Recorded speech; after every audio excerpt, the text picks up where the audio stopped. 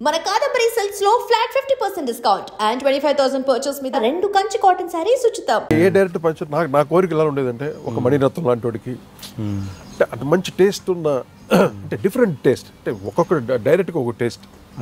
మణిరత్నం అంటే ఆ making style వేరు, సాంగ్ని ఎక్కడో అసలు ఆ విజువల్స్ కానీ ఆ విజువల్ బ్యూటీస్ ఉంటాయి.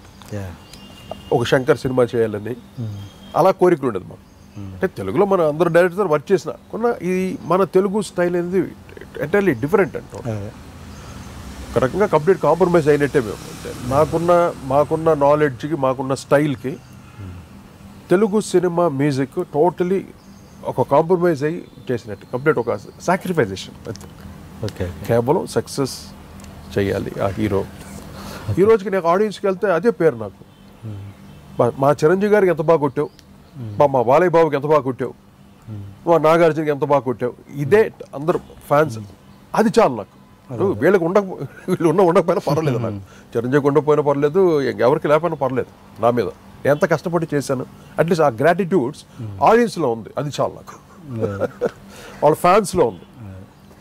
అదే చిరంజీవి గారి సినిమా హిట్లర్ చేసినప్పుడు సేమ్ టైంలో మీరు పెద్దన్నయ్య చేశారు బాలకృష్ణ గారు. అవును, అప్పుడు ఫ్యాన్స్ నుంచి కొన్ని బెదిరింపులు వచ్చాయి చాలా. అసలు అంటే ఈయన క్వైట్ కామన్ అండి. ఆ రోజుల్లో ఉత్తరాలు రాసేవాళ్ళు. ఇప్పుడంతా ఎంత మీడియా ఎంత ఫాస్ట్ అయిపోయింది. ఉత్తరాలు ఏమని రాసేవాళ్ళు హీరోస్కి, రాజ్కోటి బాధేశారండి పాపం, నెక్స్ట్ సినిమా కూడా రాజ్కోటి చేయాలి. అది ఇదంతా ఏమవుద్దంటే వాళ్ళకి, ఏంట్రా మనం కదా హీరోలు సినిమాలకి, మన వల్ల కదా ఆడియన్స్, రాజ్కోటి వీళ్ళ పేర్లు ఊరికే రాసి అన్ని ఎవరికైనా ఉంటుందిగా ఫీలింగ్. అంత హై రేంజ్కి వెళ్ళేవాడిని నేను. దీంట్లో ఎటువంటి ఇది లేవు. అంటే మీతో ఏదో చెప్పను అంటే ఆ రోజు అంత స్టేట్ మా మ్యూజిక్ లెవెల్ అలా ఉండేది. ఎలాంటి బెదిరింపులు వచ్చాయి మీకు అప్పుడు? బెదిరింపులు అంటే ఇదే, మాకు మా హీరోకి బాగా కొట్టాలి నువ్వు అంటే, లేకపోతే నిన్ను కొడతామని కాదు, బాగా కొట్టాలంటే అంటే మా మీద నమ్మకం అండి. అదే ప్రతి ఫ్యాన్స్కి ఒక నమ్మకం ఉండేది. డెఫినెట్ బాగా కొడతారు, రాజ్కోటి కొట్టారు, దుమ్ము దులిపేస్తారు రా బాబు. మీరు నిజంగా గ్రూపిజం అని అన్న మాట వాడారు కదా. గ్రూపిజం అని ఉంటే కనుక ఇప్పుడు సపోజ్ ఈ చిరంజీవి గారు చేసిన దానికి ఆయన చెప్తారుగా, ఇంకా ఆ సినిమాకి చేయొద్దు అలా చెప్పాలిగా. అలాగే ఉండదు, అలా ఉండదు. ఇప్పుడు ఏంటంటే ఇక్కడ నేను చిరంజీవి గారి సినిమా సక్సెస్ ఇస్తేనే, సక్సెస్ హిట్ మ్యూజిక్ ఇస్తేనే నాకు బాలయ్య సినిమా ఇస్తాడు, వెంకటేష్ ఇస్తాడు, నాగార్జున ఇస్తాడు. అర్థమైందా? నేను చిరంజీవి గారి సినిమాకి నేను చేయలేదు అనుకోండి, ఏదో చిన్న హీరోలకి అంటే ఒక శ్రీకాంత్ సినిమాలు, ఒక జగపతి బాబు సినిమాలు చేస్తూ దాంట్లో మ్యూజిక్ చేసిన వాళ్ళు ఎవరు పెద్ద హీరోలు నాకు ఎవరు. చిరంజీవి గారి సినిమా నేను హిట్ చేయాలి, హిట్ చేస్తే మిగతా హీరోస్ అందరు ఇచ్చేవాడు. అది మామూలు, అది పద్ధతి. Ultimate megastar. అందుకని ఆయన్ని దృష్టిలో పెట్టుకొని హిట్ మ్యూజిక్ చేసేవాడు. అంతేగాని ఒక రకంగా నేను చెప్పనా, ఆయనకి చేసిన ట్యూన్లే ఆ మిగిలిన ట్యూన్లే ఇలా పంచేవాడు. అది కూడా జరిగింది, అలా చాలాసార్లు జరిగింది. అలా వీళ్ళకి చేసిన ట్యూన్లు ఈయనకి పెట్టేవాడు చిరంజీవి గారికి. అంటే మా కాంపౌండ్ అంటే ఇలాంటి ఫీలింగ్స్ ఎప్పుడు ఉండేవి కదా. మా కాంపౌండ్ రాజ్కోటి గారు అంటే మా కాంపౌండ్, ఇంకో దాంట్లో వెళ్ళొద్దు. అలాంటి ఇప్పుడు జరుగుతున్న రిస్ట్రిక్షన్స్, ఇప్పుడు కొంతమంది డైరెక్టర్కి కొంతమంది డైరెక్టర్సే ఉంటారు, అలా అప్పుడు లేదా? అప్పట్లో అంటే ఒక సైక్లింగ్ ఉండేది. ఒక ముత్యాల సుబ్బయ్య, ఒక ఈవి సత్యనారాయణ, రవిరాజ పినిశెట్టి, శరత్, వీళ్ళంతా డైరెక్టర్స్ నాకు main directors. Muppaneni Siva and Bharat అనేవాడు. నేనంటే భక్తి, నేనంటే అక్కడ పడిపోతాను అనమాట. అది వంశీకి ఇళయరాజా ఎలాగో నాకు భరత్ అలాగనమాట. నేనంటే అంత ఇష్టం నేనంటే తనకి. యంగ్ డైరెక్టర్, ఆ రోజు వచ్చిన న్యూ టాలెంట్ డైరెక్టర్.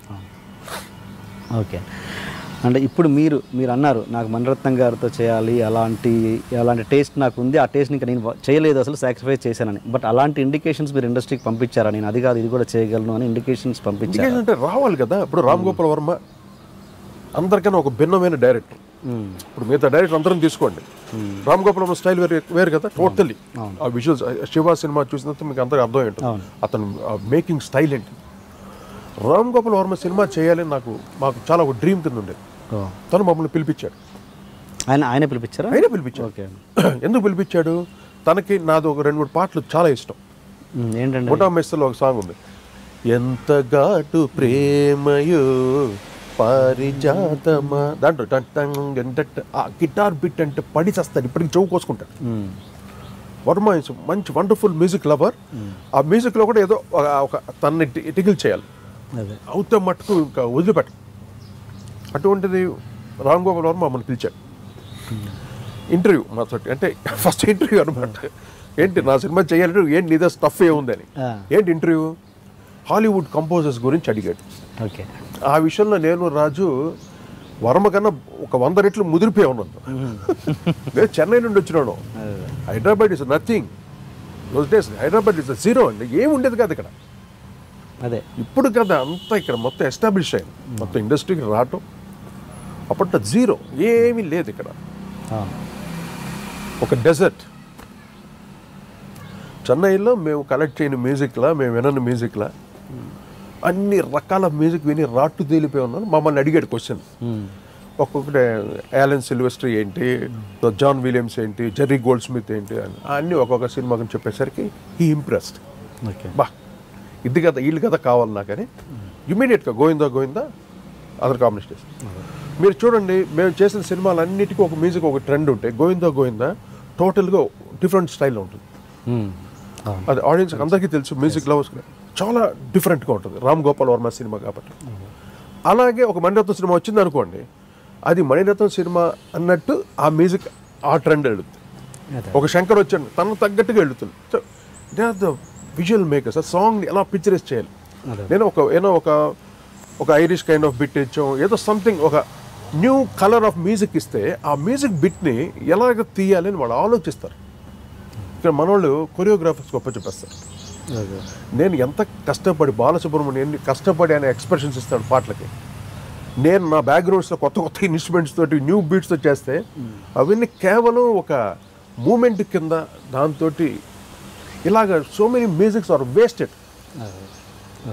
ఒక రకంగా నాకు చాలా బాధ వేసేది. ఏంట్రా ఎంత కష్టపడి మ్యూజిక్ చేసాం, ఏంటిది ఈ బిట్కి ఇలా కదా తీసుండాలి వీళ్ళు, విజువల్స్ ఇలా తీసుంటే బాగుండేదే. నేను ఎలా చెప్పుకున్నాను డైరెక్ట్గా ఇలా తీయమని.